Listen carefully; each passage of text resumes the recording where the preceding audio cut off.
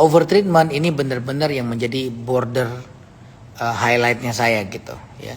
Saya ngelihat, aduh, kasihan pasiennya gitu, yang case overtreatment ini, karena yang terjadi ya memang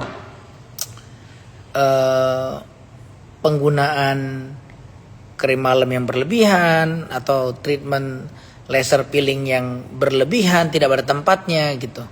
Jadi sekali lagi yang saya kritisi sejak awal sebenarnya bukan masalah lasernya, bukan masalah peelingnya atau masalah krim malamnya, bukan ya. Semua modalitas itu adalah modalitas yang normal dan bisa dipertanggungjawabkan alat dan metodenya ya. Tapi menjadi masalah pada saat penggunaannya berlebihan gitu. Jangan berlebihan gitu. Yang menjadi masalah tuh kata-kata berlebihannya itu loh ya. Sebentar, saya mau ngambil charger dulu. Kalau berlebihan baru problem.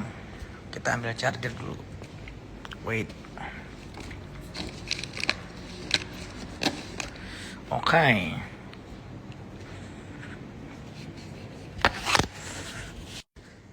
Nah, sip. 1 second.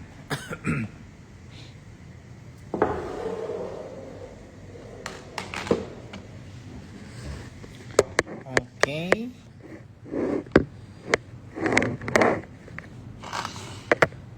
So sekali lagi ya, yang menjadi masalah itu adalah pada saat semua treatment itu dikerjakan secara berlebihan. Misalnya, bayangin itu pasien bisa di laser sebulan 3-4 kali. Udah gitu pasien bisa di peeling sebulan dalam bulan yang sama bisa beberapa kali. Itu maaf ya, keliru ya. Itu keliru gitu, nggak benar begitu ya. Mengerjakan laser atau peeling secara bersamaan dalam 1 bulan yang sama itu juga sangat beresiko ya. Saya nggak ngerti protokol apa yang dipakai, tapi yang saya pelajarin ya, yang saya pelajarin nggak demikian gitu. Kenapa? Karena itu meminimalisir damage gitu, damage terhadap skin barrier. Dan benar gitu, lihat aja pada kenyataannya begitu pasien dilakukan peeling dan laser di waktu yang bersamaan, resikonya skin barrier rusak. Begitu rusak ya apa yang terjadi? Ya flek melasma. Ya skin barrier rusak, nggak ada tahanan, nggak kuat terhadap rangsangan luar, dalam hal ini terutama matahari, udah jadi deh tuh ya. Nah, so apa yang harus dikerjakan? Yang harus dikerjakan ya perbaiki skin barriernya. Saya udah ngomong berulang-ulang dan saya udah posting juga di Instagram saya udah posting, di TikTok udah posting, kemarin di podcast Kasih Solusi juga saya udah ngomong panjang lebar. Silahkan ditonton, dilihat dan dicatat ya kalau buat yang masih ragu-ragu bingung gitu ya. Dengerin deh ya. Dengerin yang saya udah posting, saya udah ngomong pelan-pelan, saya catat, ikutin aja itu ya. Jadi yes benar. Pasien dalam seperti ini kata Ibu Nia nih, Nia Nur Dianti Fitri ya. Pasien kan ternyata nggak tahu, nurut aja karena memang biasanya ya percaya gitu. Percaya udah kerjain, disuruh ini kerjain, disuruh itu kerjain gitu. Nah, itu kenapa saya juga tidak dalam posisi bisa menegur atau nyalah-nyalahin orang gitu. Atau saya juga dalam tidak posisi menjadi juri buat pekerjaan orang lain ya. Jadi sekali lagi saya minta maaf kalau ada yang tersinggung, tapi sebenarnya nggak perlu tersinggung, perbaiki aja gitu ya. Nggak perlu tersinggung, orang memang salah ya perbaiki gitu. Ilmu kan berkembang terus, mungkin aja ada 1-2 yang belajarnya protokolnya mungkin saya nggak tahu udah belajar di mana, tapi protokolnya mungkin nggak cocok gitu ya. Jadi harus nggak ada kata terlambat untuk berhenti dan berubah gitu. Tapi sekali lagi, maka dari awal saya nggak pernah pointing. Saya nggak pernah nunjuk, oh ini si A, oh ini klinik B, oh ini rumah sakit itu, oh ini dari spesialisasi mana gitu, saya nggak pernah. Karena poinnya sekali lagi bukan masalah siapa yang ngerjainnya, tapi apa yang dikerjakan. Dan yang paling fair adalah ya kita kasih edukasi buat calon pasien gitu, buat pasien-pasien gitu. Makanya penting, ngerawat kulit itu sebenarnya nggak susah-susah amat gitu ya. Tidak gampang, tidak juga serta-merta gampang pada case yang bermasalah ya. Namun pada kasus yang normal Anda sebenarnya nggak perlu melakukan terlalu banyak treatment korban iklan gitu ya. Karena saya ngelihat sekarang problemnya itu apa sih? Problemnya itu ya secara industrinya itu udah berantakan, ngaco gitu industrinya. Mulai dari industri skincare, saya juga punya skincare ya. Saya punya skincare tapi saya nggak mau ikut ritme berantakannya industri skincare gitu. Ya. Seolah-olah semuanya perlu, seolah-olah semua wajib, seolah-olah semuanya kalau nggak dikerjakan masuk neraka gitu ya. Yang nggak gitu ya. Gitu juga misalnya dengan treatment gitu, dengan treatment yang dijual-jual yang kita sama-sama baca di Instagram, di sosmed gitu ya. Seolah-olah di-create Anda kalau nggak ngerawat muka ya berarti itu salah banget gitu. Padahal mereka lupa mengedukasi rawatlah seperlunya. Ini kata-kata yang penting ini. Rawat seperlunya, kerjakan semua tindakan itu seperlunya. Laser, peeling, krim malam, sunblock, moisturizer, vitamin C, semuanya, serum-serum, semua itu dikerjakan seperlunya, bukan rutin. Ya ini dijadikan udah kayak orang makan nasi gitu. Kalau nggak makan nasi mati loh, ya nggak gitu. Kalau nggak laser mati loh, seolah-olah kayak gitu ya, nggak begitu. Jadi kapan di laser? Kalau perlu, makanya datang ke dokternya, ke klinik manapun Anda yang percaya, datang, kasih tahu masalahnya apa, dokternya akan nilai, oh ini perlu ini. Nah jadi kalau misalnya ada yang menyarankan Anda harus laser, terus peeling, terus minggu depan laser peeling lagi, nah ya ingat-ingat edukasi kita malam ini, ya mendingan ganti aliran gitu, ya ganti aliran gitu, karena yang begitu-begitu pasti akan ngerusak kulitnya. Pintar-pintarlah memilih. Nah buat pasien juga pintar-pintarlah memilih. Terus jangan cuma gampang tergoda dengan paket-paket promo yang kadang-kadang kurang wise gitu ya, kurang wise gitu. Jadi jangan beli paket cuma gara-gara Anda pengen habisin cepet-cepet gitu. Karena murah Anda mau habisin cepet-cepet, jangan. Pakai seperlunya. Ya boleh pakai paketnya tuh misalnya paket laser 6 kali lebih murah daripada paket 1 kali gitu. Beli aja paketnya tapi bilang sama yang punya klinik yang menjualan paket itu jangan dikasih durasi waktu gitu. Misalnya ini cuma harus habis dalam 1 bulan. Nah itu mah gila. Ya. Paket laser 6 kali harus habis dalam 1 bulan, itu gila. Ya siapa yang berani bantah saya, ayo gitu ya. Gitu. Dan saya rasa teman-teman di luar sana, teman-teman sejawat yang saya hormati dan saya cintai ya, gak perlu tersinggung dengan postingan-postingan saya kemarin, karena buat anda yang ngerasa udah benar, ya udah, I'm not talking about you gitu, saya nggak ngomongin anda gitu, ya. Kalau ngerasa udah benar kok, pasien gue bagus selama ini di laser baik-baik aja, teruskan, bagus, mantap ya, gitu. Tapi buat yang ngerasa iya sih kok pasien gue begini ya, saatnya ganti agama gitu. Agama ini perawatan kulit maksudnya ya. Makanya saya selalu bilang segala sesuatu yang berlebihan itu nggak baik gitu. Kemarin saya sempat ngomong di podcast tuh. Orang beragama secara berlebihan aja nggak benar kok ya. Ini ibadah nih berlebihan, ibadahnya sampai lupa ngurusin keluarga, lupa ngurusin diri, lupa ngurusin tetangga ya. Yang diurusin cuma ibadah aja. Ya nggak keluar nggak berhubungan sama dunia luar gitu, ibadah aja itu juga nggak benar loh, bukan benar itu ya. Makan aja nggak benar bisa jadi penyakit gitu, apalagi urusan perawatan kulit. Jadi sekali lagi rawatlah kulitnya seperlunya. Ingat badan anda cuma anda mandi pakai sabun, terus sesekali pakai moisturizer, sesekali pakai sunblock, baik-baik aja tuh ya. Memang di wajah itu kadang-kadang kita ada problem bawaan, misalnya kulitnya gampang jerawatan karena relatif berminyak. Ya udah itu aja di treatment gitu. Atur supaya jerawatnya jadi benar, jadi terkendali, jerawat yang udah ada bisa sembuh, tidak meninggalkan bekas yang bermasalah. Terus treatment untuk mencegah nggak gampang jerawatan, itu aja dikerjain. Begitu udah sembuh mulai lagi balik ke basic skincare aja cukup. Udah gitu aja. Ya analogi saya sama kayak misalnya Anda punya baju putih, kena noda tinta, Anda cuci pakai pemutih ya.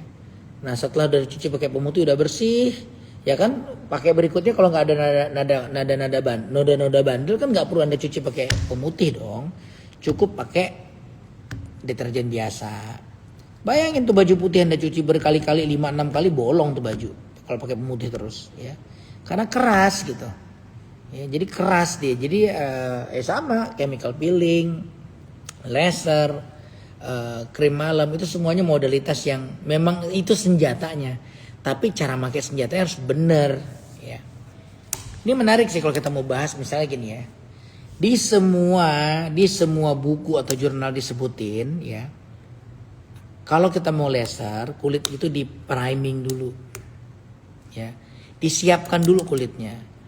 Laser dikerjakan pada kulit yang relatif sehat gitu. Artinya apa? Lembab, nggak kering, nggak sensitif. Artinya apa? Skin barriernya bagus. Nah, pasien flek melasma yang over treatment itu udah pasti skin barriernya nggak bagus. Itu kenapa alasan pemikiran saya ya jangan lo laser.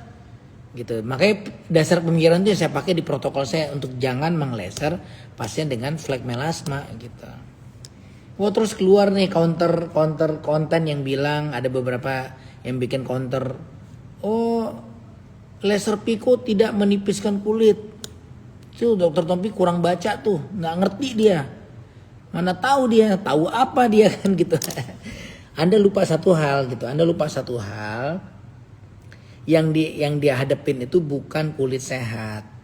Pada kulit sehat betul, Pico laser itu apalagi kalau kita pakai yang settingannya benar ya buat yang dalam ya itu dia tidak akan menipiskan kulit gitu. Tapi ingat kulit yang kita hadapin itu kulit dengan problem skin barrier yang udah tipis, bahkan kadang-kadang tipis banget. Nah pada kondisi kayak gini rangsangan yang baik-baik aja pada kulit sehat tidak baik-baik saja pada kulit seperti ini gitu. Oke, ya, baca lagi deh, baca lagi terus ditelahin bener. Terus anda lihat konsisten nggak pemikirannya, gitu, konsisten nggak gitu. Coba baca lagi apa iya laser boleh dikerjakan pada kulit yang skin barriernya rusak? Pasti jawabannya enggak. Nah terus buka-buka lagi buku, apakah iya flek melasma itu skin barriernya nggak rusak? Pasti rusak. Nah digabung aja tuh dua kalimat, ya. Udah keluar tuh, jadi konsisten pemikirannya. Jangan di sini ngomong A, di situ ngomong B gitu. Nggak konsisten, tabrak-tabrakan sendiri gitu. Ya, sama kayak misalnya penjelasan, oh flek melasma itu timbul karena matahari. Oh tunggu dulu, kurang tepat kalimatnya, kurang lengkap. Flek melasma timbul karena rangsangan matahari pada kulit yang lemah. Itu baru benar kalimatnya. Itu baru bisa menjelaskan kenapa flek melasma itu adanya cuma di muka yang udah over treatment, di tangan nggak ada. Di tangan nggak ada, di leher nggak ada. Ya ini kita ngomong pada general cases ya. Ada 1-2 pasien yang tangannya juga bisa timbul flek, tapi biasa kulitnya tipis, liatin deh. Gitu. Ya. Jadi sekali lagi flek melasma timbul pada area wajah yang kena matahari di mana kulit wajahnya itu sudah ada kerusakan skin barrier. Kalau cahaya mataharinya itu kena ke kulit yang tidak ada masalah skin barrier, fine, baik-baik aja nggak ada masalah. Ya, makanya Anda kalau ke Bali palingnya gosong 2-3 minggu balik lagi kulitnya. Ya. Tapi kalau wajahnya oh ampun bisa gosong permanen itu. Hiperpigmentasi keluar semua tuh ngumpul nggak karu-karuan. Ya. Nah dan sekali lagi saya juga membantah ada yang bilang flek melasma itu gara-gara uap gas kompor. Ya sama itu ngerangsang timbulnya flek melasma betul. Tetapi bukan gara-gara itu penyebabnya. Kalau itu penyebabnya tangan Anda yang megang centong itu yang ngaduk-ngaduk lebih flek dong harusnya kan enggak. Jadi sekali lagi uap panas dari masakan itu yang kena ke arah wajah yang wajahnya sudah rusak skin barriernya baru timbul tuh masalah. Kalau skin barrier bagus nggak apa-apa ya. Nggak apa-apa, makanya jangan berlebihan treatmentnya. Ingat jangan melakukan treatment berlebihan gitu. Dan setiap kita ngasih suatu alasan terhadap sebuah pertanyaan harus konsisten. Kalau nggak konsisten berarti pasti ada yang salah, ya. Pasti ada yang salah, gitu. Oke. Nah terus juga gini nih, sering pasien DM saya atau pada sesi konsultasi online maupun offline pada tatap muka cerita, "Dok, saya sekarang mukanya beruntusan banget nih. Ini gara-gara saya pakai krim, saya ganti ke krim ini beruntusan muka saya." Terus setelah saya lihat kulitnya, enggak Bu. Penyebab Anda tuh udah pakai cuma sabun moisturizer doang, nggak mungkin bikin beruntusan. Yang bikin Anda beruntusan dan flare up sekarang itu adalah gara-gara Anda stop kortikosteroidnya. Ingat, nah ini saya mau ngomong khusus masalah kortikosteroid ya. Ini dangerous banget, bahaya sekali nih kortikosteroid. Dan saya lihat udah menjadi wabah. Wabah dalam arti penggunaannya udah sangat luas dan dimaklumi seolah-olah itu hal biasa. Ya, ini saya kritisi betul penggunaan krim malam yang mengandung kortikosteroid yang di Indonesia ini udah banyak banget yang make. Bahkan di tangan beberapa sejawat yang mungkin menggunakan ini sebagai salah satu senjata untuk ngeberesin masalah kulit. Hati-hati ya. Coba kita baca lagi sama-sama berapa lama krim kortikosteroid itu boleh dipakai buat kulit. Ya, kita baca lagi sama-sama. Mudah-mudahan saya nggak keliru baca. Apa iya boleh krim malam yang mengandung kortikosteroid itu dipakai sampai bertahun-tahun? Ya, bahkan saya pernah beberapa kali tuh sering banget ketemu pasien yang cerita ada yang 8 tahun, 10 tahun, bahkan tadi pagi saya ketemu pasien 15 tahun pakai kortikosteroid. Yang dosisnya bukannya di tapering off, diturunin pelan-pelan, malah dinaikin. Kata yang ngasih, ini kayak udah nggak mempan di ibu, jadi dinaikin lagi dosisnya. Ya, apa betul begitu? Ya. Buat yang udah ngerjain bener nggak usah tersinggung ya. I'm not talking about you. Tapi buat yang ternyata ngerjainnya masih salah, coba buka buku lagi nih. Ya, kita buka buku lagi sama-sama, kita belajar lagi sama-sama. Ya, apakah benar begitu? Ya, pemakaian krim kortikosteroid ya itu biasa dapatnya di krim malam tuh, dan biasanya itu etiket biru. Ya, kecuali kalau ada yang nakal, yang bukan yang nggak berhak nulis etiket biru ikut-ikutan bikin, nanti saya nggak tahu. Atau yang di krim-krim ilegal lainnya, krim abal-abal lainnya yang suka nyampur-nyampur, ya saya nggak tahu ya. Tapi mostly krim etiket biru itu sangat mungkin mengandung, walaupun nggak semuanya ya, sangat mungkin mengandung kortikosteroid. Dan ingat, jangan dikasih berkepanjangan. Nah, pertanyaannya, apa yang terjadi kalau diberikan krim malam yang mengandung kortikosteroid dan dipakai berkepanjangan? Berbulan-bulan, bahkan bertahun-tahun, bahkan puluhan tahun. Apa yang terjadi? Satu, kulit Anda akan menipis setipis-tipisnya, ya, sampai urat-urat, sampai kelihatan merah kayak udang rebus, ya. Udah gitu banyak timbul pembuluh darah kecil-kecil, namanya telangiektasis. Bahkan kadang-kadang ada bulu-bulu halus yang timbul tuh, ya. Terus kulit menjadi sensitif, kemerahan kayak udang rebus kalau kena matahari, ya. Menjadi sensitif, kering kayak ketarik gitu, terus perih-perih kulitnya. Itu pada penggunaan kortikosteroid. Terus efek samping lainnya apa? Perioral dermatitis. Jadi daerah sini jadi kayak berkumis dan berjenggot nih, hitam nih. Sering ada jerawat, hilang timbul. Meradang, hilang timbul gitu, ya. Terus daerah sini juga bisa nih. Nah, itu yang membuat kulitnya semakin tipis. Akhirnya apa? Mulai timbul flek. Begitu mulai timbul flek, nah problem tuh. Diobatin lagi dengan cara, ingat skin barrier kan udah tipis. Mulai timbul flek yang halus-halus, yang awalnya rata halus gitu. Dihajar dengan tambahan laser peeling. Nah, makin berantakan tuh skin barriernya. Udah makin hitam tuh akhirnya, makanya nggak kelar-kelar. Hilang sebentar, seminggu 2 minggu.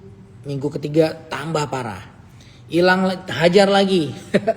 Ditembak lagi. 2 minggu, 3 minggu hilang. Minggu keempat relapse lagi, lebih berat. Nah, ini hati-hati ya. Jadi emang problemnya adalah, kesalahan pertama menurut saya adalah penggunaan kortikosteroid berkepanjangan. Jadi buat kita pasien ya, selalu kita punya hak untuk nanya, ini saya dikasih apa nih? Tanya sama yang ngasih. Saya dikasih apa nih? Ya. Tanya dengan nada lembut, suara yang pelan, biar nggak ada yang tersinggung ya. Dok, ini saya dikasih apa? Oh, ini krim ada kortikosteroidnya berapa persen? Berapa lama? Apakah aman? Gimana plannya? Berapa lama saya pakai ini? Kapan mulai tapering off? Kapan mulai diturunkan dosisnya gitu? targetnya apa, itu Anda berhak tanya. Tanya sedetail-detailnya. Kalau nggak mau ngejelasin, ganti dukun, ya. Kalau nggak mau dia jelasin, ya ganti dukun gitu. Karena itu hak pasien kok buat tahu apa yang dikerjakan ke dirinya gitu, ya. Gitu. Jadi hati-hati, niatnya pengen nolong malah ntar jadi masalah gitu, ya. Niatnya kita pengen nolong malah jadi masalah kalau penggunaan kortikosteroid ini berkepanjangan. Ini yang saya ngomong pada case yang berlebihan ya. Sekali lagi buat Anda yang ngasihnya udah benar sesuai indikasi, nggak perlu tersinggung, udah benar terusin aja, ya. Silahkan jelasin ke pasien, Bu, saya kasih sekian lama, ini dasarnya ini, fine, beres gitu, ya. Nah, dokter saya bilang ditanya ini apa, ini banyak racikannya, tanya apa isinya, ya. Apa isinya, racikannya apa isinya, saya harus tahu. Kalau nggak tahu Anda mendingan ganti dukun, ya. Karena itu hak pasien harus tahu loh. Ya nggak ada istilah rahasia. Ini rahasia nih khusus, nggak bisa, nggak bisa. Dan minimal Anda harus tahu itu isinya apa, gitu. Ya. Tahapan skincare basic itu mah kagak ada tahapannya, orang cuma sabun, moisturizer, sunblock. Apa yang pakai tahapan, ya? Jangan bikin susah hidupnya. Oke. Saya lepas dari krim klinik terus mukaku jadi gatal-gatal. Nah itu yang tadi saya bilangin. Jadi penggunaan krim malam yang mengandung kortikosteroid itu akan membuat Anda ketergantungan dengan krim itu, ya. Anda jadi tergantung sama krim itu. Begitu Anda stop pakai, langsung tuh flare up, langsung reaktif mukanya, langsung beruntusan di mana-mana, jerawat numpuk nggak karu-karuan, bisa sampai ke situnya tuh, ya. Jadi sekali lagi hati-hati. Ingat ya, saya nggak pernah bilang. Ini kadang-kadang netizen juga salah, nggak tahu nih. Ingat ya. Saya nggak pernah bilang nggak boleh pakai krim malam. Nanti dokter kulit marah lagi sama saya nih, ya. Nggak pernah saya bilang nggak boleh pakai krim malam. Yang saya ingetin jangan berlebihan, ya, jangan berlebihan gitu. Krim malam itu bagus, ada tempatnya kok. Penggunaan kortikosteroid krim itu diperbolehkan dan ada tempatnya gitu. Tapi tidak diperbolehkan berlebihan gitu. Jadi yang saya ingetin jangan berlebihan. Jadi buat anda yang udah pakai bertahun-tahun, saatnya Anda bertanya lagi pada yang ngasih, ini benar nih saya dikasih sekian lama, ya. Karena itu yang akan ngerusak, itu pasti ngerusak, udah pasti, ya. Kalau ada yang bilang ini nggak ngerusak, ayo udah, ayo ketemuan gitu. Ayo ketemuan, kita diskusi secara akal sehat gitu. Bawa jurnalnya. Tapi kalau dipakai bertahun-tahun sampai kulit Anda tipis, this is it's not right, ya, nggak benar gitu. Skincare buat ibu hamil, sabun, moisturizer, sunblock udah cukup, nggak usah yang aneh-aneh, ya. Dok, saya sudah berhenti skincare dan jerawat sudah mengurang drastis, tapi bekasnya nggak hilang. Kalau pakai skincare untuk menghilangkan takut muncul jerawat lagi. Nah ini ya, jangan main dokter-dokteran. Anda datang ke dokter yang tepat, ya, harusnya bisa dikoreksi tuh bekas jerawatnya, harusnya bisa diperbaiki pelan-pelan gitu, ya. Dok, komennya soal plasma yang kayak alay kotor atau sisi plasma. Aduh, malas saya komentar, ntar jadi malas, udahlah pokoknya saya nggak rekomen aja, ya.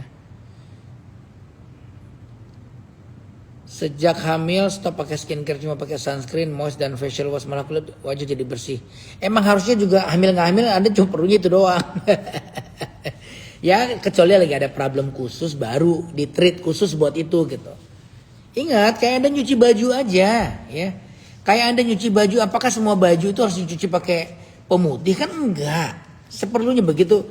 Baju putih itu enggak selalu harus dicuci pakai pemutih. Ya, kadang-kadang cukup dengan pakai deterjen biasa, kadang-kadang malah pakai air dikucuk-kucuk doang. Ya analoginya kira-kira gitulah. Nah, pada case tertentu, misalnya kena tinta yang nggak gampang dibersihkan, baru Anda perlu pakai pemutih. Ya kalau enggak gitu, ya. Oke. Perawatan melasma, banyak banget yang nanya perawatan melasma biaya berapa. Yang pasti jawabannya jauh lebih murah daripada Anda pico laser. Udah gitu aja, ya.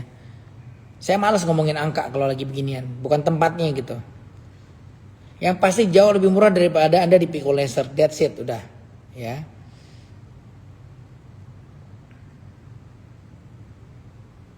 Operasi kantung mata udah tinggal datang aja. Ya datang kerjain, nanya melulu datang kagak nanti. Oke. Yes, jadi ini jadi ya. Saya jadinya ini gara-gara case ini nih. Jadi saya tuh ngomong melasma itu bukan gara-gara saya mau buka klinik melasma, justru kebalik. Gara-gara saya jadi sering ngomongin melasma, saya jadi kepikiran apa kita buka aja klinik melasma. Karena sejujurnya ngobatin melasma itu cuma butuh konsistensi doang. Secara teknik gak ada ilmu yang tinggi-tinggi amat kok di situ. Ya. Asal caranya benar, protokolnya tepat, insya Allah hasilnya baik gitu. Ya. Operasi payudara tapi punya kelit datang saya yang periksa. Saya yang nilai punya kelit atau enggak. Ya. Oke. Coba, ini udah banyak pertanyaan nih. Coba saya lihat lagi ya.